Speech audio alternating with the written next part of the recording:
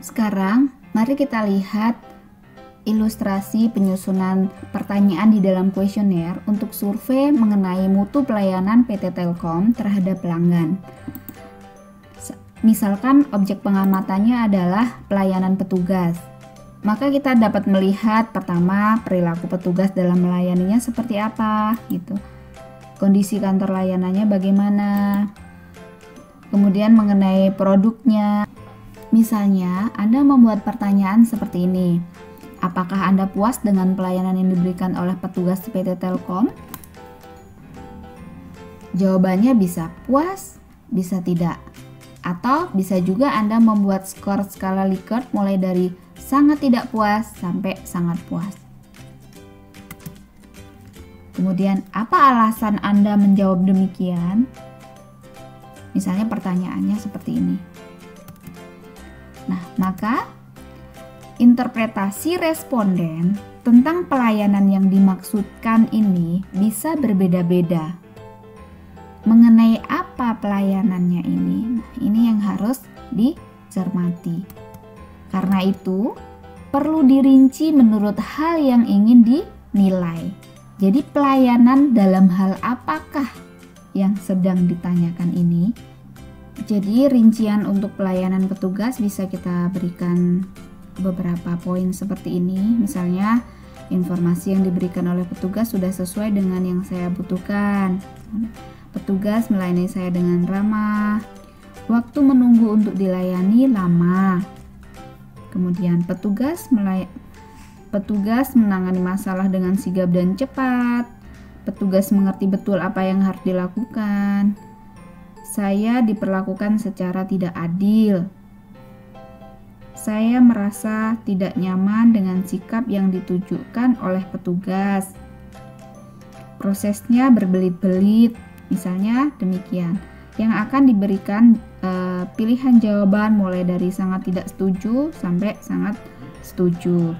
Nah, kemudian untuk menilai kualitas pelayanan secara umum, dapat diberikan pertanyaan secara umum, seberapa puaskah Anda terhadap pelayanan yang diberikan oleh PT Telkom?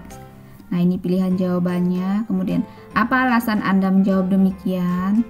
Kemudian, secara umum, apakah Anda merasa puas dengan penanganan masalah yang diberikan oleh petugas yang tadi melayani Anda? Nah, ini ada keterangan secara umum seperti itu. Apa alasan Anda menjawab demikian? Selanjutnya, mengenai tingkat loyalitas pelanggan.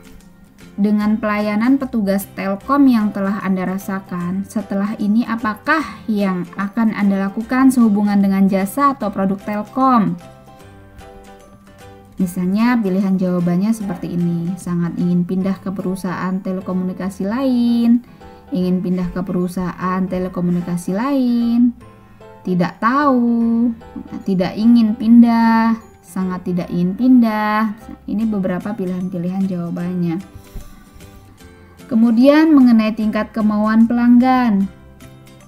Dengan pelayanan petugas Telkom yang telah Anda rasakan, setelah ini apakah Anda akan merekomendasikan produk dan jasa Telkom ke orang lain? Nah, ini beberapa pilihannya. Tidak akan merekomendasikan, kurang bersedia merekomendasikan, ragu-ragu, bersedia merekomendasikan, sangat bersedia merekomendasikan.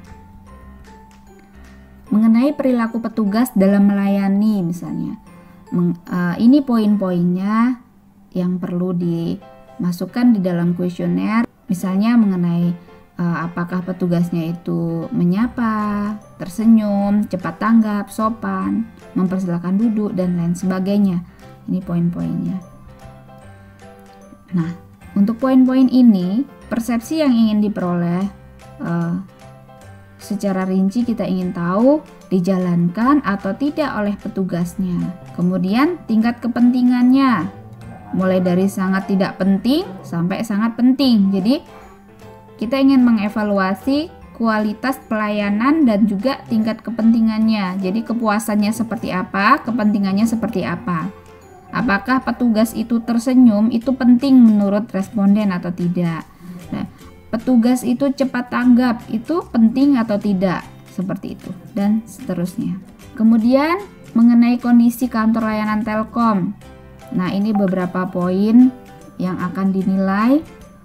Persepsi yang ingin diperoleh adalah tingkat kepuasannya ya, mengenai kenyamanannya, itu puas tidak puas, dan tingkat kepentingannya, mulai dari sangat tidak penting sampai sangat penting. Mengenai produknya ya.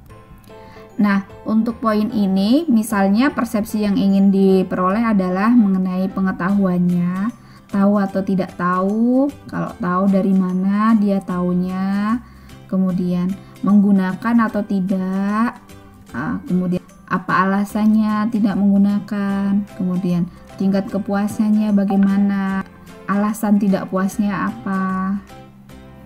Nah, demikianlah materi mengenai desain kuesioner. Selanjutnya, tugas Anda adalah praktek membuat kuesioner sesuai dengan rencana penelitian atau rencana survei yang telah didiskusikan sebelumnya. Selamat berlatih dan selamat berdiskusi.